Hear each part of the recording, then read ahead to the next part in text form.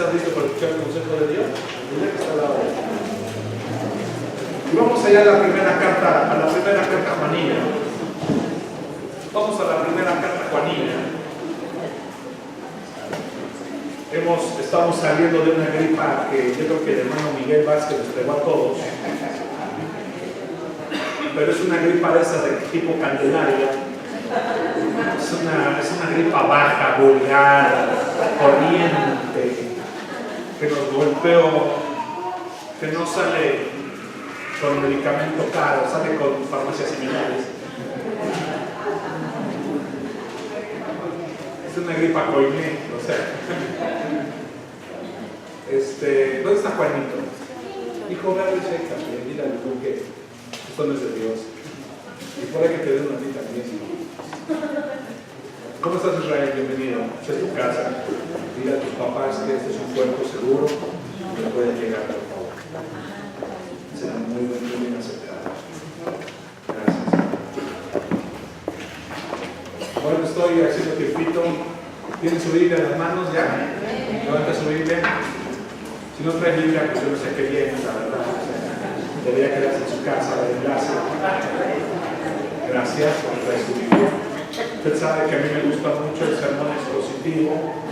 ¿Por qué me gusta el sermón expositivo? Porque es un sermón que nos empuja a hablar de la Biblia, con la Biblia, para explicar la Biblia, y deja afuera cualquier comentario que no sea la Biblia, ¿verdad? Tan necesario este sermón en estos tiempos donde estamos en un tiempo muy peligroso donde salen herejías. Esto me suena mucho a la carta de Juan, porque cuando hablamos de la carta de Juan, ¿estamos listos? ¿Sí? Ok. Mauri, de mi face, ahí va. Gracias. Control de su bebé. Cuando hablamos de la carta juanina, cuando hablamos de la primera carta de Juan, estamos con un trasfondo, con un contexto muy interesante, porque Juan está escribiendo esta carta porque hay un problema en esta iglesia, y el problema es que hay una falsa enseñanza. O sea, el problema es que hay una falsa enseñanza sobre la salvación. Porque no debe usted olvidar que dentro de la iglesia están los gnósticos, el gnosticismo.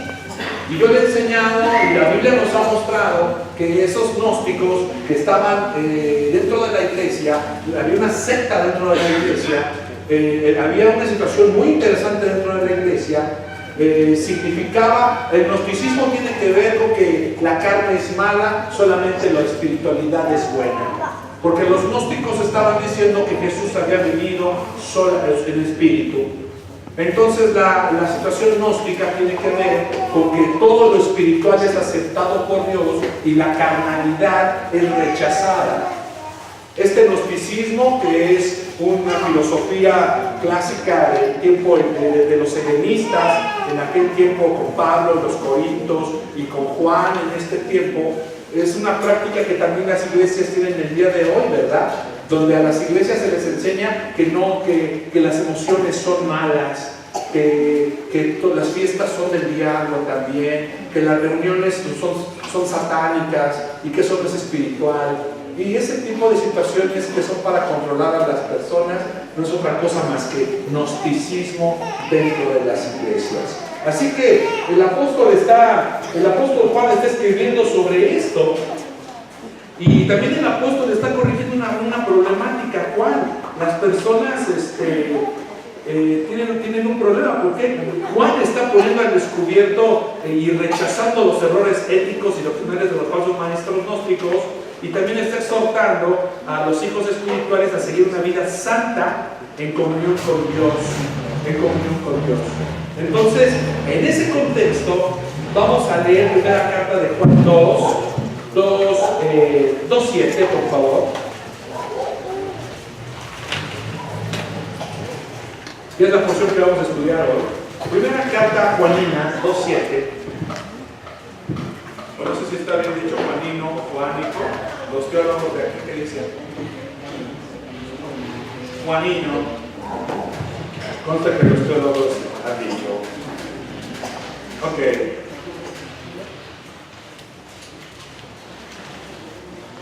Y dice esto, miren, el nuevo nos habla sobre un nuevo mandamiento. Es una parte muy importante que tenemos que aprender. Yo honestamente estaba evadiendo esta predicación, estaba yo evadiéndola. Hemos pasado por un tiempo de mucha persecución, mi esposa y yo. Hemos pasado por un tiempo de mucha calumnia, por un tiempo de muchas situaciones donde nos han señalado, criticado, juzgado. Ya sabe cómo es eso de hacer carnitas al pastor, dame 2 de buche, 1 de cabeza y 2 de chichi, y dame 1 de papá. Y eso pasa en todas las iglesias, ¿verdad? Entonces, de repente Dios me manda hacia este nuevo mandamiento y me dice, vas a hablar esto. Y yo, no, Señor, por favor, me fui un poco más abajo. Yo realmente quería predicar los versículos más abajo. Bájale un poco, por favor, bájale un poquito. Yo quería hablar, por ejemplo, del 15. Ahí. No habéis al mundo, las cosas están en el mundo. Si el mundo no es el mundo, el amor del Padre no está en él. Yo dije, wow, qué hermoso versículo. Porque todo lo que hay en el mundo, los deseos de la carne, los deseos de los ojos, la vanagloria de la vida, el ir en América, no proviene del Padre. No proviene eso del Padre, sino del mundo. O sea, no puede. O sea, eso significa que la persona que le va a América necesita arrepentimiento y nacer de nuevo. O sea, sí, porque es un pecador. Vive en tinieblas, está perdido. Ama el mundo. Esa iba a ser mi introducción si hubiera predicado esto. Pero el Señor estuvo tratando conmigo, sobre todo con mi corazón, y yo entendí algo. Yo entendí que Dios me estaba diciendo, mira, ahí la predicación es para ti, pero tengo un pueblo, este domingo va un pueblo que necesita entender esto. Y sería los encantos de mi Señor. Sería su palabra y fue lo mejor que me pudo haber pasado. Entonces vamos a ir rápidamente, ahora sí regresa Tito, por favor, al 7. Y entonces nos encontramos con el apóstol Juan. Quiero que usted vea el contexto. Vamos a ver el contexto. El contexto es muy interesante. Haga de cuenta que nosotros somos esa iglesia a la cual Juan está escribiendo en esa carta en Éfeso, le está mandando esa carta, pero dentro de nosotros tenemos dos o tres gnósticos, 4, 5, 6 gnósticos que están en contra de lo que está pasando en la iglesia, ¿verdad? Como siempre, la iglesia está creciendo a pesar de que han querido asesinarla, de que han querido matarla, de que la han perseguido, de que la han golpeado. Y esto es muy interesante porque si vamos al contexto juanino, ese contexto estaba en un emperador que estaba persiguiendo a la iglesia, los estaba asolando y los estaba matando. Así que no solamente la problemática adentro, sino el emperador dándole chicharrón a los cristianos. Entonces ahí no era como hoy en día, ¿verdad? Que la gente juega a ser cristiano. Ahí eras cristiano o no eras cristiano.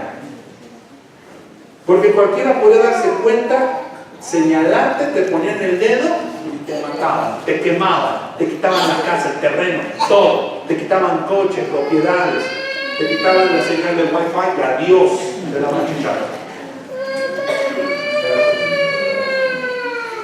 Entonces dice, al comienzo el apóstol Juan de esta manera: hermanos, no os escribo mandamiento nuevo, sino el mandamiento antiguo que habéis tenido desde el principio. Este mandamiento, y ahí pone un punto y coma el escritor sagrado. Este mandamiento antiguo es la palabra que habéis oído desde el principio. Sin embargo, os escribo un mandamiento nuevo que es verdadero en él y en vosotros. Parece que el apóstol, bájate el científico, parece que el apóstol está cantinfleando, ¿verdad? Te escribo un mandamiento nuevo, pero que no es tan nuevo porque es viejo, porque ya lo ves escrito desde antes, chato. Y entonces tú dices, ¿qué onda con el apóstol? Está cantinfleando. No, el apóstol no está cantinfleando. El apóstol está comenzando a escribir con una situación muy interesante, hablándole a la gente del nuevo mandamiento, subrayando que el mandamiento que el cristiano debe obedecer, que no es nuevo, que es un mandamiento antiguo. Es muy interesante ver que no os escribo mandamiento nuevo, sino el mandamiento antiguo, y empieza a jugar con la palabra mandamiento, pero en el original, en el griego, dice mandamientos, que es muy interesante. Lo que él está haciendo es apelar al conocimiento de los discípulos que ya están en esa iglesia. Porque esos discípulos conocían desde antes ese mandamiento que era antiguo. ¿Por qué era antiguo? Porque ellos lo habían conocido desde su anterioridad. ¿Cuál mandamiento? Amaréis al Señor tu Dios con todo tu corazón, con toda tu alma, con todas tus fuerzas. Pero para la gente que estaba en ese lugar, era un mandamiento nuevo. Era algo que no habían escuchado. Aunque era nuevo cuando Jesús lo dio, había circulado entre los cristianos durante algunos años, por eso era conocido por los lectores, por eso era antiguo para ellos, porque lo habían tenido desde el principio, desde el comienzo de su experiencia cristiana. Estoy hablando del Evangelio de Juan, donde está diciendo: un mandamiento nuevo os doy, que améis, que se amen, que os améis unos a otros como yo he amado. La parte nueva del mandamiento que está hablando Juan es: como yo os he amado. Jesús les estaba diciendo eso. Cuando usa la palabra como yo os he amado, utiliza una palabra griega que es agape, agapao, que esa palabra amor se utiliza para definir el amor de Cristo. ¿Cómo nos amó primero Cristo? Como Cristo, sin esperar algo recíproco, una respuesta de nosotros, Él nos amó desde el principio. Como sin ser atractivos, amables, Él nos ama y se entrega por nuestra vida. Entonces el apóstol Juan les está diciendo un mandamiento nuevo, que deben obedecer este mandamiento nuevo. Y les comienza a decir que habéis tenido entonces desde el principio. ¿Cuál principio? El principio de los que ya habían sido discípulos. Este mandamiento antiguo, ¿por qué antiguo? Porque era para esos discípulos. Es la palabra que habéis oído desde el principio. ¿Cuál? Que se amen unos a otros. Sin embargo, dice el apóstol, os escribo un mandamiento nuevo, como yo os he amado, les estaba diciendo, que es verdadero en Él y en vosotros. Y comienza a hablarles de cómo tienen que entregarse, de cómo tienen que amar sin medida, de cómo tienen que ser personas que sean honestas, genuinas en su forma de amar como Dios nos ama. Y les dice: porque las tinieblas van pasando y la luz verdadera ya alumbra. Cuando les habla esto es muy interesante. Juan está identificando. Notemos algo muy interesante, que les está diciendo que las tinieblas están pasando. O sea, coloca las tinieblas frente a la luz. Notemos que las tinieblas no han desaparecido todavía, O sea, las tinieblas, se dice en el pasaje, que están siendo disipadas. ¿A causa de qué? A causa de la luz del Evangelio de Cristo, porque la gente está siendo iluminada. Juan está identificando la luz verdadera para identificar cuál es la luz verdadera. Esto es interesante porque las personas creemos que la luz verdadera a veces es un reflejo. Es un reflejo. Y como estamos hablando de la problemática que tenía Juan, que era la salvación, nos encontramos con gente, nos encontramos con personas que tienen apenas un reflejo. Y creemos que ese reflejo es la salvación. Pero ese reflejo no puede ser la salvación como lo veíamos en la mañana. El nacer de nuevo requiere un genuino arrepentimiento. Una persona que ha nacido de nuevo es una persona que pasa de las tinieblas, que pasa de ser un hereje, que pasa de ser un bastardo, dice el apóstol Pablo, a ser un hijo. Pasa a ser una persona que de las tinieblas pasa a la luz admirable, cambia de administración. Yo era hijo del diablo, ahora soy hijo de Dios. Yo estaba en las tinieblas, ahora estoy en la luz. Es muy importante este punto porque los gnósticos tenían en cuenta que la salvación no se podía ganar. Los gnósticos tenían en cuenta que la salvación era algo meramente que podía heredar solamente el Espíritu. Y eso va en contra del pensamiento juanino. ¿Por qué va en contra del pensamiento juanino? Porque la Biblia nos enseña que el cuerpo va a ser glorificado. Que el cuerpo, que usted así como está su cuerpo, usted va a ver usted en el cielo. No somos bombillas de luz, no somos entes, no somos foquitos o llamas, no, somos hechos a la imagen de Dios. Y entonces Juan comienza a pararnos, como siempre Juan. Si algo yo aprendí de mi maestro en el seminario, es que siempre que hablábamos de Juan, siempre él algo me decía: Juan es un evangelista de contrastes, es un apóstol de contrastes. Yo le decía: ¿por qué de contrastes? Sí, ¿es blanco o es negro? ¿O eres salvo o estás perdido? ¿O amas o odias? No hay más. Juan escribe de esa manera siempre, porque Juan tiene ese pensamiento. Entonces nos pone el apóstol Juan a identificar la luz verdadera. O sea, no hay términos entre la luz y las tinieblas. Juan nos va a enseñar si amamos o odiamos, si estamos vivos o estamos muertos, si caminamos con Dios o estamos en el mundo. Lo que Juan nos va a enseñar es que donde quiera que haya vida espiritual, por débil que sea, ahí ya no están reinando las tinieblas ni la muerte. El amor viene a desalojar el odio. Donde hay vida, no prevalece la muerte. Donde hay vida, no puede prevalecer las tinieblas, la carne, el mundo, el odio. ¿Por qué tenía que hacer esto Juan? Porque estaba peleando contra los gnósticos. Los gnósticos sabían camuflajearse. Los gnósticos se ponían una barnizada de cristianismo y eran gente cristiana, aunque vivían de una manera completamente diferente a lo que vivían los cristianos. Por eso es tan importante la carta. Por eso la carta empieza a pastorear la doctrina cristiana. Y entonces esa palabra nuevo, un mandamiento nuevo, esta palabra nuevo significa en el griego kainé. Y ese kainé significa algo renovado y no gastado, algo que está mejorado. La problemática que tenía Juan en ese entonces es que la iglesia crecía, como muy interesantemente, eso confortaba el corazón de los creyentes, pero obviamente se empezó a dar cuenta el apóstol Juan que los creyentes solamente eran creyentes los días domingo, ¿no? Durante la semana parecían estar ausentes de su cristianismo y carecían de su significado de cristianos cuando llegaban al trabajo, ¿verdad? Cuando estaban en medio de las problemáticas, ¿verdad? Y esto, lo repito, era muy interesante porque el emperador en este tiempo perseguía a los cristianos. Entonces el poder de las tinieblas rodeaba a la iglesia cristiana y parecía que la luz del cristianismo era insignificante. Esto me gusta mucho porque me enfrenté a una problemática. ¿Cuál? ¿Cómo debe amar el cristiano? Para que aprendamos cómo debemos amar, tenemos que ir rápidamente a ver una ilustración. Y esta está en Lucas.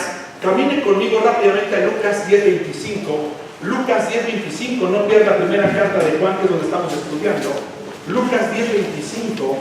Y entonces nos vamos a encontrar con el ejemplo, uno de los ejemplos más hermosos que hay ahí en la Biblia, que es este ejemplo de 10:25, Lucas 10:25, del buen samaritano. Y nos encontramos con el buen samaritano. Qué interesante. Y Jesús se encuentra hablando de cómo es vivir en tinieblas y cómo es estar en la luz. Dile al que está al lado de ti. Ahorita vamos a ver cómo estás. Dile al que está al lado de ti. Aquí no hay grises, ¿eh? Aquí no hay grises. Juan no nos deja tonos grises. O amas o odias. Dile al que está al lado de ti. O amas o odias. Así digo. O amas o odias. Y entonces nos paramos ahí. Fíjense qué interesante.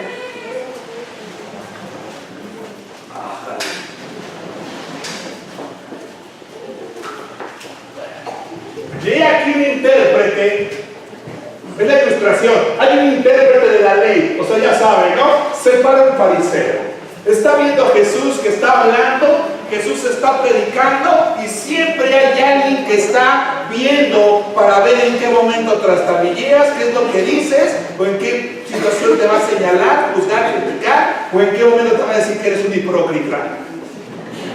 como cristiano para que cierres tu boca. Entonces ahí Jesús comienza a decir, he aquí un intérprete de la ley se levanta y dice, ¿para qué se levantó? Para probarle. Qué interesante. Maestro, ¿haciendo qué cosa heredaré la vida eterna? O sea, estamos hablando de un intérprete, estamos hablando de un escriba, estamos hablando de alguien que conoce el alefato, estamos hablando de alguien que sabe lo que está escribiendo, pero lo está haciendo no para venir y querer ser salvado, lo está haciendo para ponerlo en evidencia, lo está haciendo para querer avergonzarlo. ¿Hay un diácono por ahí?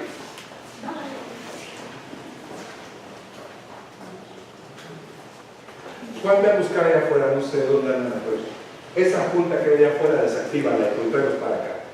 Diles que no es tiempo de juntas, es tiempo de la palabra.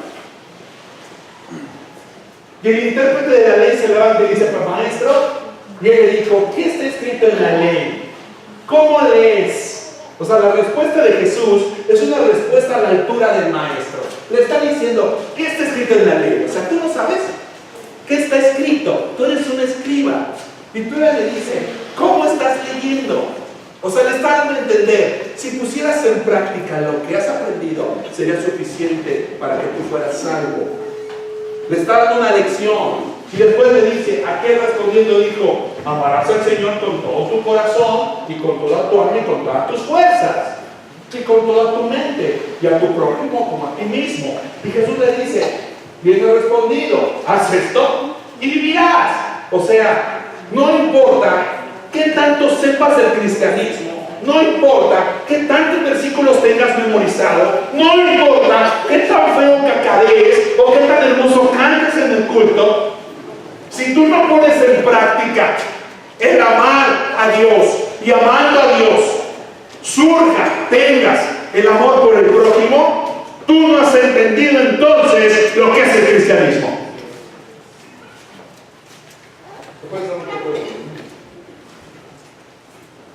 No has entendido entonces lo que es el cristianismo.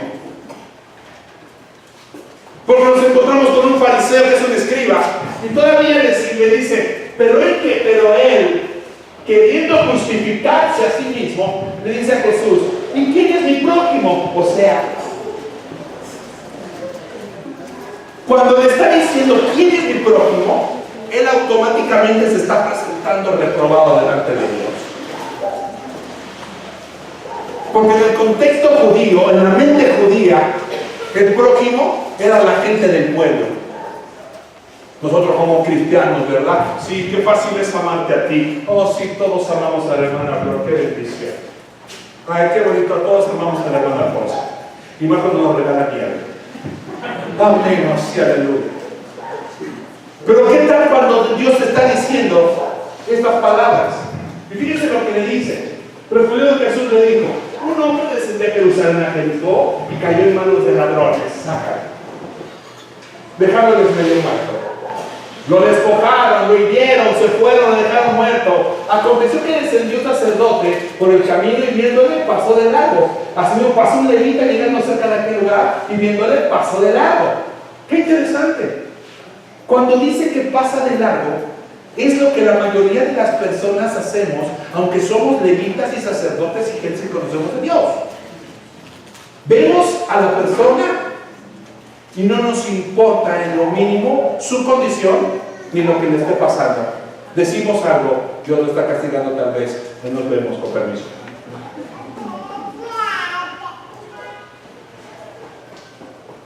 Rompiendo el mandamiento de parte de Dios, que es agapado, amarlo a pesar de o aunque te hayan hecho.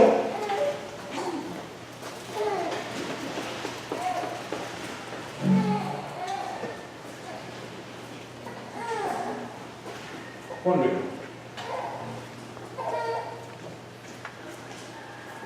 Pero un samaritano.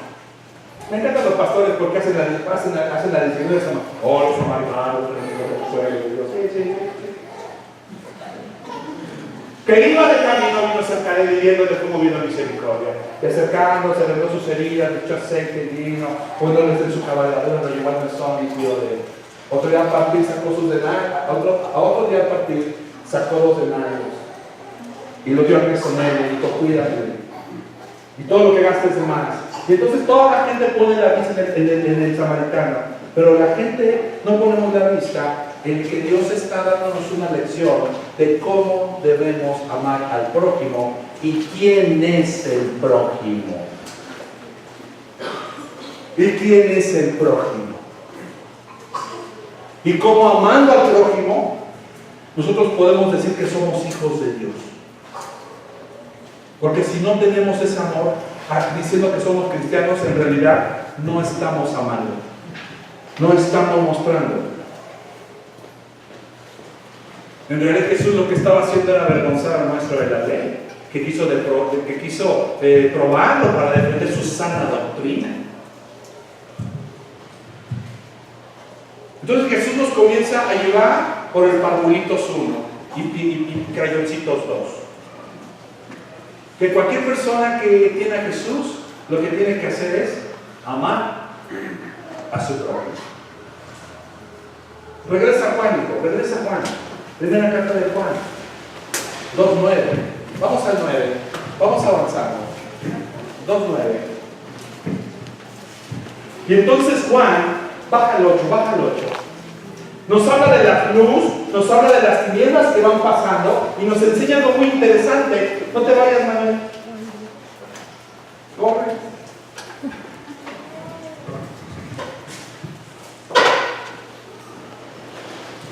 Nos lleva el 9 al 8, al 9 nos dice.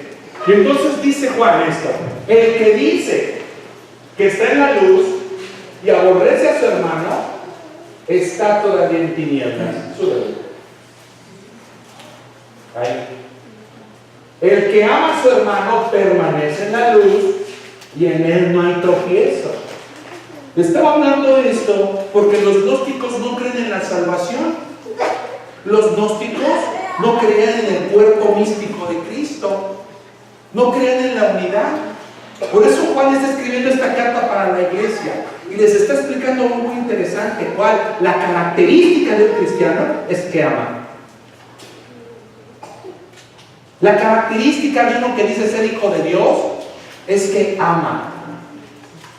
Porque la persona que dice ahí, el que dice que está en luz y aborrece a su hermano, está que todavía en tinieblas.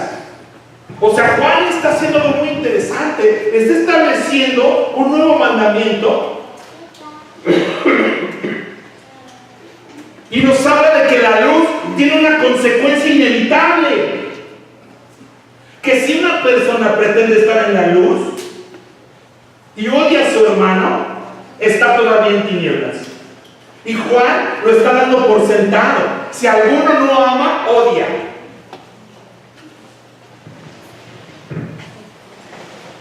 Yo me vi confrontado porque yo me di cuenta de algo muy interesante. ¿Cuál? Que hay gente que no odio. En realidad hay gente para que no amo. O sea, hay gente a la cual no odio. Simple y sencillamente hay gente a la cual ni siquiera la tomo en cuenta en mi vida personal. Ni siquiera la tomo en cuenta.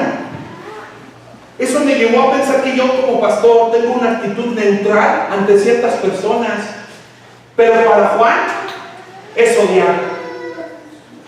Porque no les estoy demostrando a esas personas que me importan de alguna o de otra manera. ¿Por qué? Porque nuestro contacto con la gente a veces es muy superficial. Y difícilmente podemos decir que amamos a esas personas, que amamos, por ejemplo, al señor de la basura, ¿no?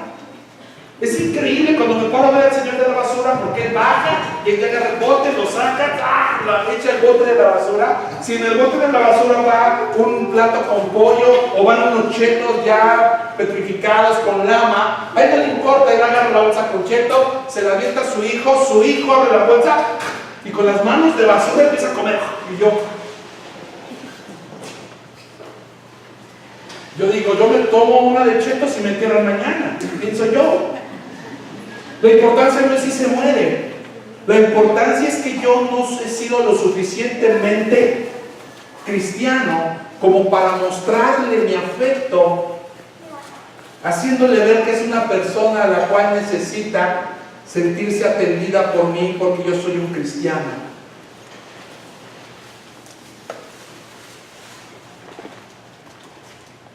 De ese pelo está Juan en la Biblia.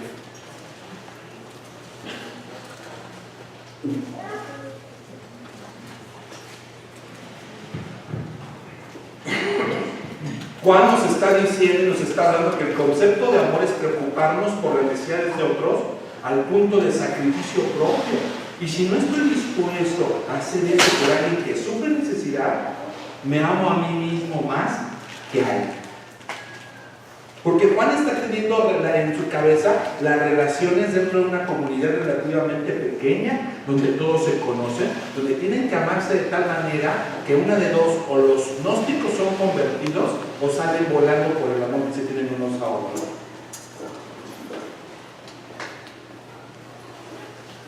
Entonces Juan viene y nos sacude, nos despierta deliberadamente a la necesidad de un amor más radical. Él no está escribiendo el que dice que ama, no, permanece en la luz, no. Él está diciendo que el que ama. Y entonces habla, por ejemplo, del tropiezo. Esa palabra tropiezo es muy importante, fíjense, porque esa palabra en el griego significa escandalón.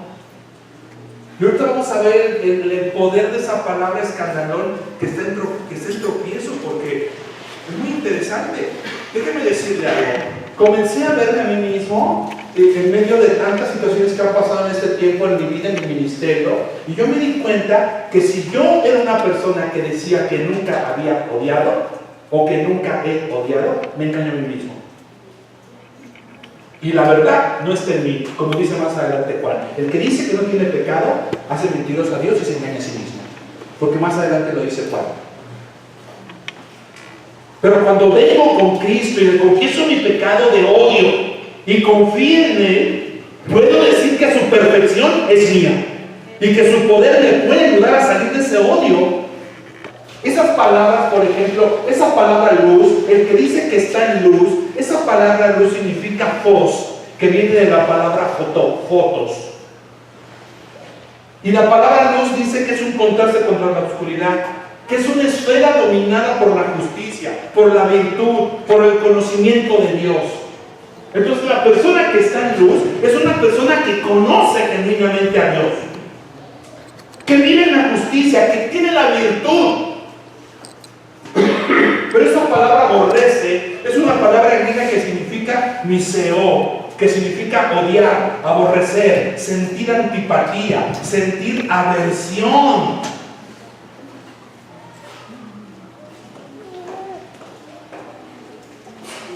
Y está en antipatía y está en aversión a su hermano, y aborrece y odia a su hermano.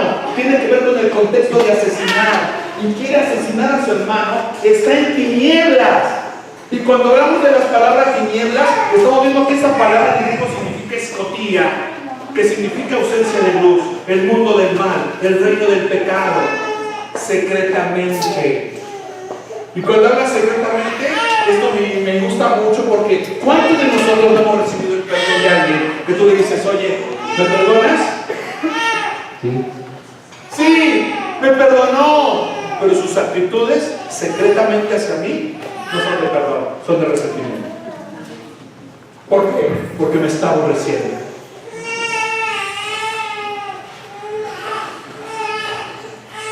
Entonces está hablando de la actitud del corazón. No te voy a preguntar, chico.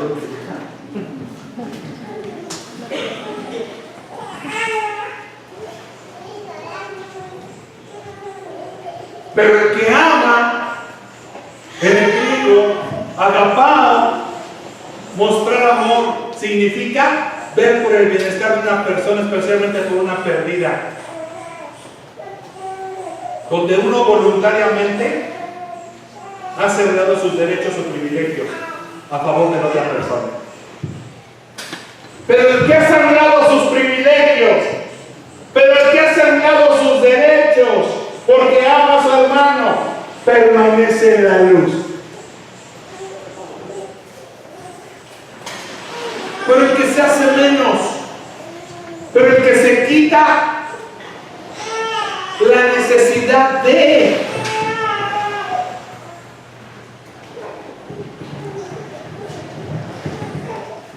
importante. Te voy a explicar una cosa, mira. Cuando hablamos de amar, es agapao, y Jesús lo hace sin medida, dio su vida por nosotros. Es el mismo tipo de amor que espera que tengamos los unos por los otros. Mira, te lo voy a decir de otra manera. Por ejemplo, mi esposa lo ha hablado muchas veces y así nos pasó. Mi esposa es una mujer de fe, ella es una mujer que ve la necesidad. Por ejemplo, si ahorita viene el hermano Zavala, pone un puesto ahí atrás y ese puesto es para llegar a África, mi esposa es capaz de agarrar todo su dinero de la bolsa y ¡faz! Y se lo acaba todo.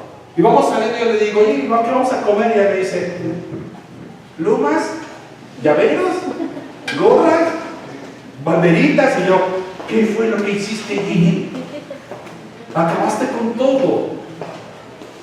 Yo podría ver, acabaste con todo.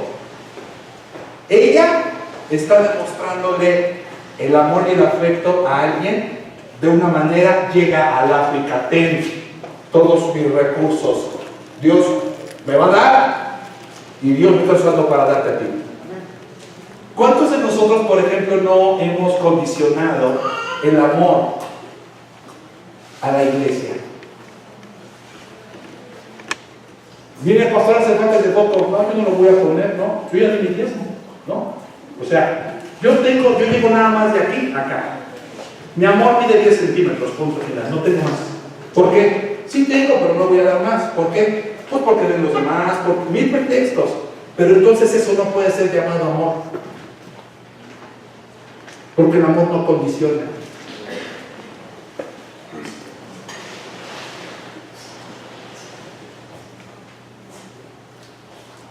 Entonces muchos de nosotros hemos faltado a ese tipo de amor. Hemos faltado a ese tipo de amor al prójimo. Hemos faltado a ese tipo de amor al prójimo. Hemos faltado a ese tipo de amor a la iglesia. Un día estaba sentado con una persona comiendo una barbacoa y llegó un niño de esos que salió, no sé, abajo de un coche y llegó así poniendo la mano y yo dije, ¿qué onda? Y esta persona con la que yo estaba dijo, siéntate. Y el taquero dijo, no se siente aquí. Y con la persona que iba dijo, ¿a ti qué te importa? Te voy a pagar, pero no me la aspecto. Y esta persona con la que iba dijo, hijo, pide para llevar lo que quieras, yo te lo voy a pagar. Se fue con los tacos, consomé y todo así. ¿A dónde se fue? No sé. Pero yo pude ver que él había tenido ya una limitante en su amor. Pero esta persona con la que estaba, no. Esta persona fue más allá de lo que él podía haber llegado, diciendo, yo veo tu necesidad y voy a suplir tu necesidad porque Dios me ha puesto aquí, frente a ti, para suplir tu necesidad. Y yo no estaré siendo genuino en mi cristianismo, no estaré siendo un verdadero cristiano si yo te veo a ti necesitando y no te extiendo la mano cuando tengo en mi bolsa para darte. ¿Qué tipo de amor nos está enseñando el apóstol Juan?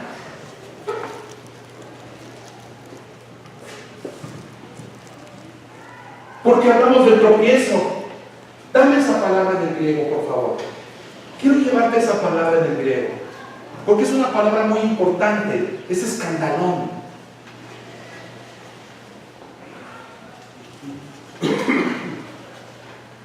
Esta palabra significa trampa. Significa trampa. O sea, la persona que no camina de esta manera, la persona, el cristiano que se ha enfriado en su forma de amar a la sociedad, a los hermanos, a la iglesia, al vecino, al mecánico, al de la basura. La persona que no maneja el camino de esta manera está en un escandalón. Se ha enfriado. Se ha enfriado. Y esto es muy interesante. Te voy a explicar por qué es interesante. Porque nada hace mayor daño dentro de la iglesia que ese enfriamiento. Nada hace más peligro dentro de la iglesia que esa situación de vivir en las tinieblas. Te voy a explicar por qué. Porque la persona que vive en tinieblas es porque ha dejado de amar.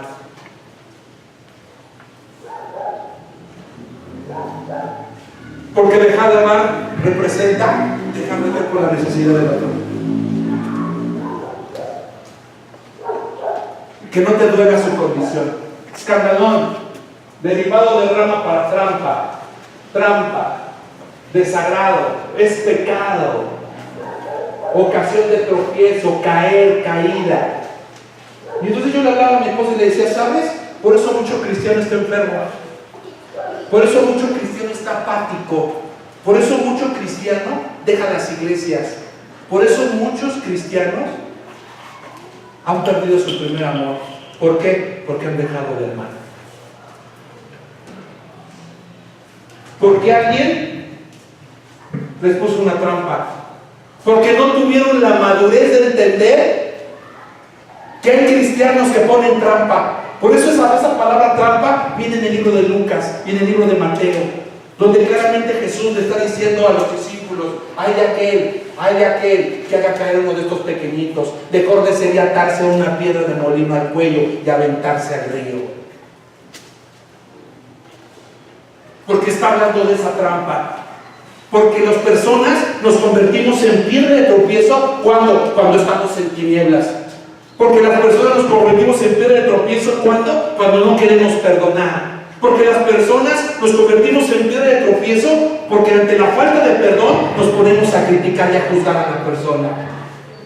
Sin darnos cuenta que estamos cavando nuestra propia tumba porque estamos cayendo en esa trampa y estamos secándonos a nosotros mismos. Estamos haciéndonos a un lado del río que está trayendo vida y fruto a nuestro corazón, a ese árbol que somos nosotros. Por eso viene el tropiezo. Regresa al texto, hijo, por favor, donde estábamos, para que lo veamos ahora sí.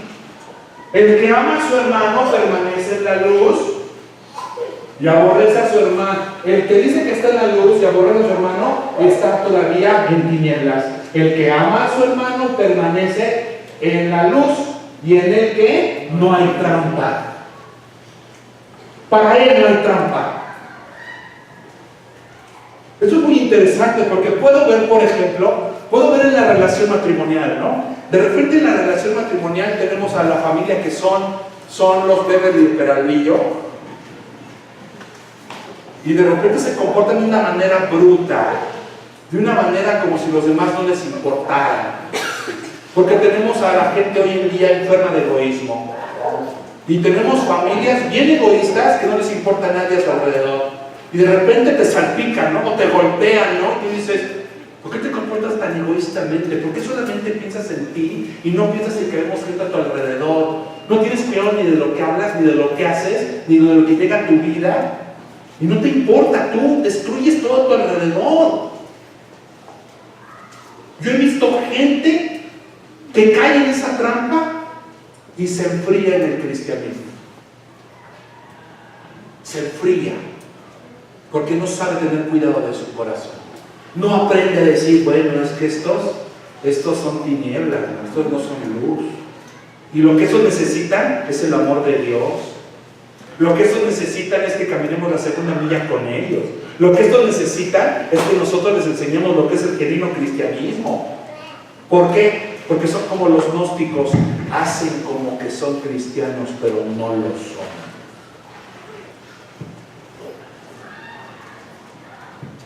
Qué bonita es la Biblia, ¿verdad?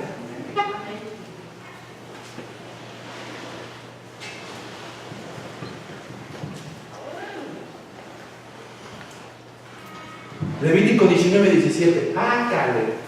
Y entonces nos vamos a un mandamiento. Levítico, ya saben, repetición. No, gracias. ¿Dónde está el hermano Richard? Y Yari. ¿Están dando clases? Yari. ¿Su esposo dónde está? También. Ah.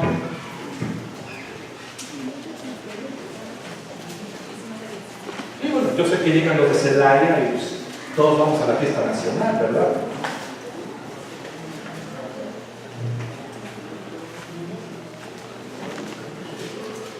Vamos a Levítico, mire, fíjate nada más. Vea el principio que es Levítico 19:1. Bájate a Levítico 19:1. Leyes de santidad y de justicia. O sea, cuando está hablando de leyes, está hablando de una obligación que tenemos, ¿quiénes? Los que conocemos a Dios. Ahora súbete a Levítico 19:17. No, perdón, baja uno. Dice, Jehová habló a Moisés diciendo, habla a toda la congregación de los hijos de Israel y diles, santos seréis, porque santo soy yo, Jehová vuestro Dios. Cada uno temerá a su madre y a su padre, y mis días de reposo guardaréis. Ahí díganle a los dos a Juan: van a guardar mis días de reposo, yo, Jehová vuestro Dios. Sácale, súbete al 17, ¿no? Súbete al 17. Fíjese cómo son leyes que Dios está dando. Entonces, déjame decirte algo.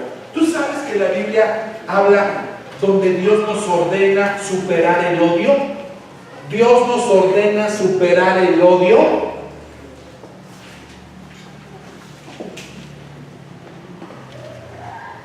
Dios nos ordena superar el odio, porque es un mandamiento. No aborrecerás a tu hermano en tu corazón.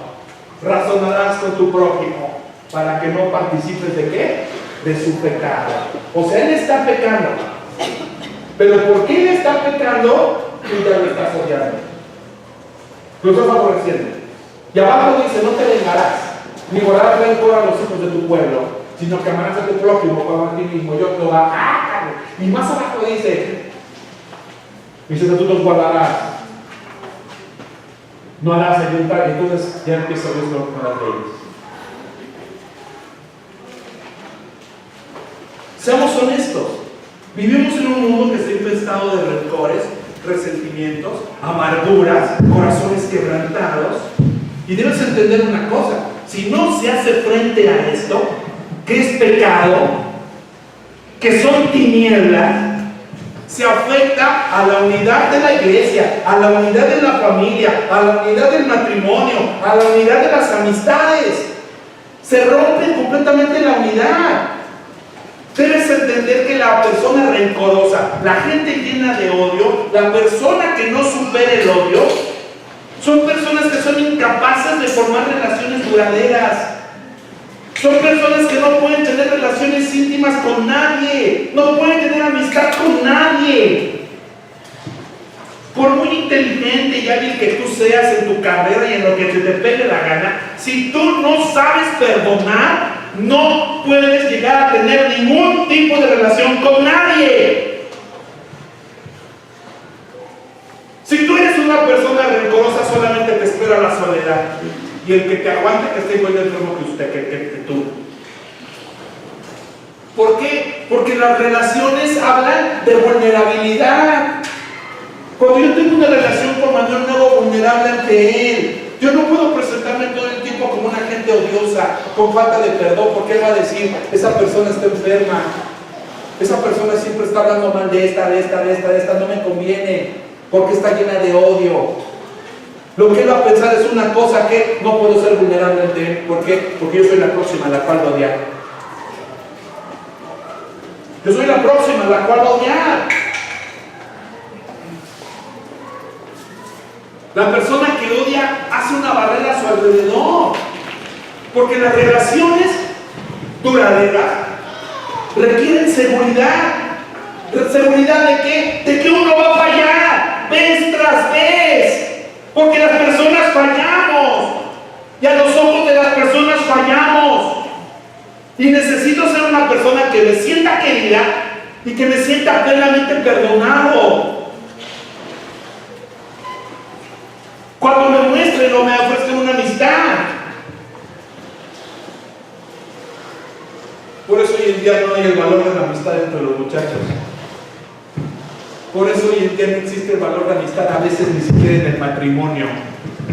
Cuando claramente en la Biblia nos enseña el amor filial, el amor eros, el amor astorge y el amor ágape. Y no podemos ser amigos en el matrimonio a veces. Mire, déjenme poner el ejemplo de un matrimonio. El esposo o la esposa que odia o es rencoroso, díganle que está lo disfrutando. Ahora, el que recibió el golpe, dile: ¿el rencoroso eres tú? Porque el rencoroso responde primero. O sea, dile.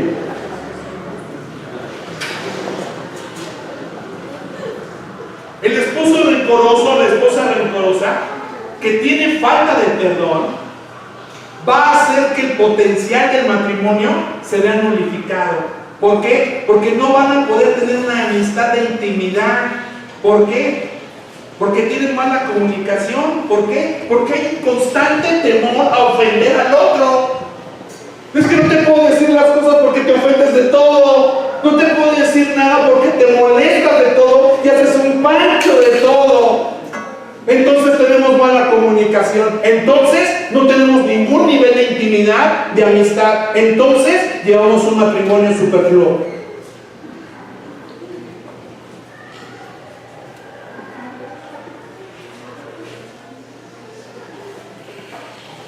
Entonces la amargura y el resentimiento acaban dominando la relación.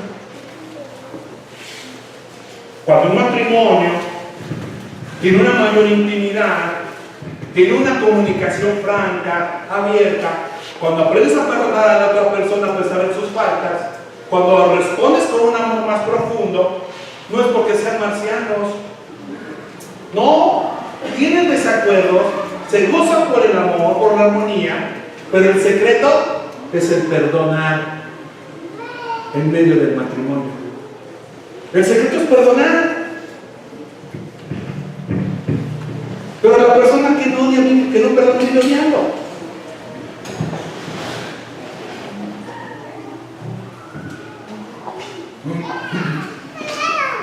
Ya les vi sus caras así como que están durmiendo.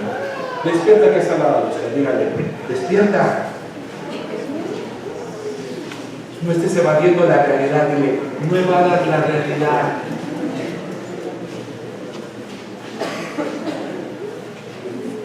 Mire, vamos al 2.11 para que despierte. Ya los voy a dejar en paz. Regresa, tengo una carta de Juan 2.11. No hay nada peor dentro de un matrimonio que estés peleando todo el tiempo. Pero peor aún que estés peleando por la inmadurez, que no se te puede decir nada. Porque de todo chistas.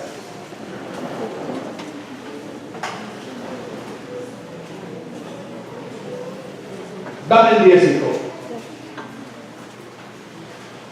Ahí. Vamos al 10 de nuevo, ¿verdad? Para agarrar un poquito de impulso y volvernos a aventar. Pero el que ama a su hermano permanece en la luz y en él no hay tropiezo. El que ama a su hermano permanece en la luz y en él no hay trampa, no hay tropiezo. O sea, no. Está creciendo el cristiano. Está madurando, está cumpliendo con su propósito. Cristiano que odia, cristiano que tal vez no es cristiano, está en las tinieblas, está resentido, amargado y no puede fructificar ni puede crecer. Entonces se amaban, ¿verdad? ¿Me amas? ¿Me amas? ¿Sí? Te agradezco por el agua que me traes cada 8 días. Es un muy buen gesto de tu padre. Aclara mi garganta, me siento muy bien. Espero yo como pastor ser recíproco en el amor que tú me estás mostrando con un agua. Espero ser recíproco en ese amor. Al estarte atendiendo con tu esposa y tu familia las necesidades que tienes. Amén. Pero de repente llegaban con los gnósticos, ¿verdad? Nos amamos.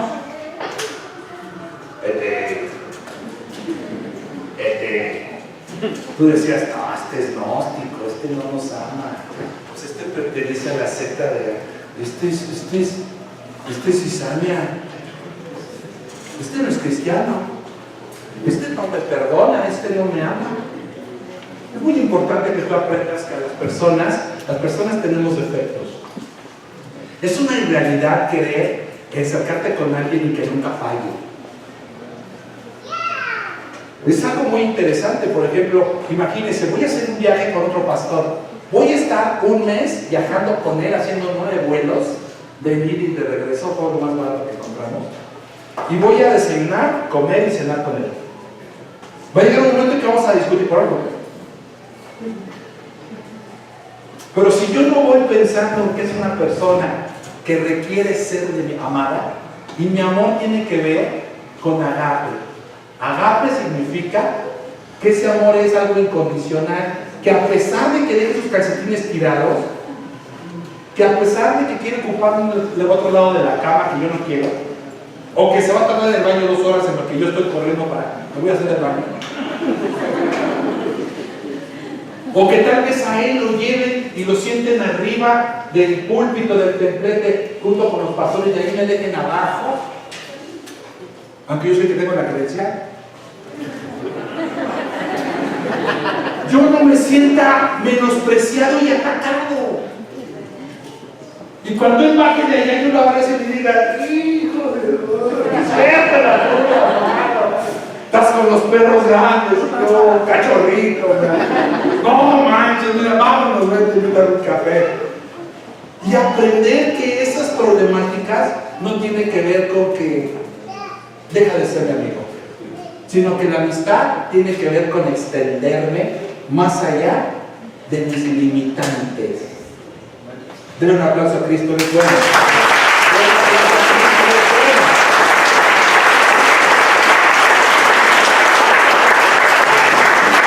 ¿Vamos al 11? Amén, vamos al 11. Sácale, vamos a poder hacer eso. Estamos acabando, no te vayas a mantener.